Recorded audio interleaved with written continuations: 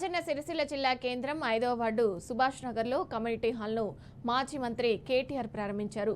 సిరిసిల్ల పట్టణంలో వివిధ అభివృద్ధి పనుల కోసం గతంలో బీఆర్ఎస్ మంజూరు చేసిన 44 కోట్ల రూపాయలను గత ప్రభుత్వంపై ఉన్న కోపంతో ఈ సర్కారు రద్దు చేసిందని కేటీఆర్ తెలిపారు.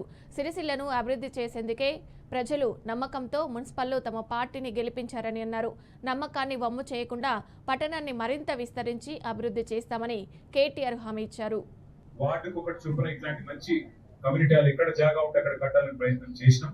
అందులో భాగంగా ఇక్కడ 85 లక్షల రూపాయలతో మరి ఇట్లాంటి మంచి కమ్యూనిటీ హాల్ నిర్మాణం చేసి అందుబాటులోకి తీసుకొని రావాలి తొందరగా ప్రయత్నం కూడా చేయడం జరిగింది.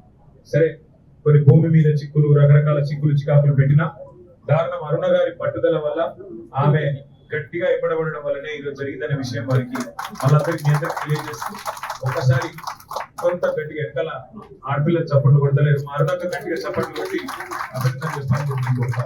ఇక్కడ నిజంగా కూడా ఆమెనే ఎంబడబడ్డది, ఆమెనే ఎంబడబడి ఈ కార్యక్రమం చేసుకొచ్చింది. అరుణక్కదే పూర్తి క్రెడిట్ తప్ప ఇంకెవరిది కూడా కాదు. అట్లాగే రెండవ మాట, సరే ఇప్పుడే అక్క చెప్పింది, మన మీద ఉండే కోపంతో, సిరిసిల్ల మీద ఉండే కోపంతో 44 కోట్ల రూపాయలు ఆ రోజు మున్సిపల్ మంత్రిగా పట్టణంలో వివిధ అభివృద్ధి కార్యక్రమాలకు నేను మంజూరు చేస్తే మరి దాన్ని రద్దు చేసింది కాంగ్రెస్ ప్రభుత్వం. నేను ఎవరినో విమర్శ చేయాలని విమర్శ చేస్తలేను, కానీ ప్రజల మనసు గెలుచుకోవాలంటే నేను 40 కోట్లు ఇస్తే నువ్వు 20 కోట్లు ఇచ్చి గెలవాలి. నేను 40 కోట్ల పనులు చేస్తే నువ్వు దానికి రెండింతలు చేయాలి.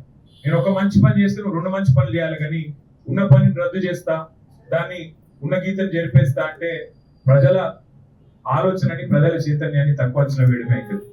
అందుకే సిరిసిల్ల మున్సిపల్ ఎన్నికలు మనం జరిగితే బ్రహ్మాండంగా గతంలో జరిగిన పని, అట్లాగే గతంలో కేసీఆర్ గారి ప్రభుత్వంలో సిరిసిల్ల పట్టణంలో జరిగిన అభివృద్ధి, వీటన్నింటినీ కూడా దృష్టిలో పెట్టుకొని ప్రజలు మంచి మెజారిటీతో మళ్ళీ మన పార్టీని గెలిపించి వాళ్ళ మున్సిపల్ చైర్మన్ గా మరి మళ్ళీ మనకే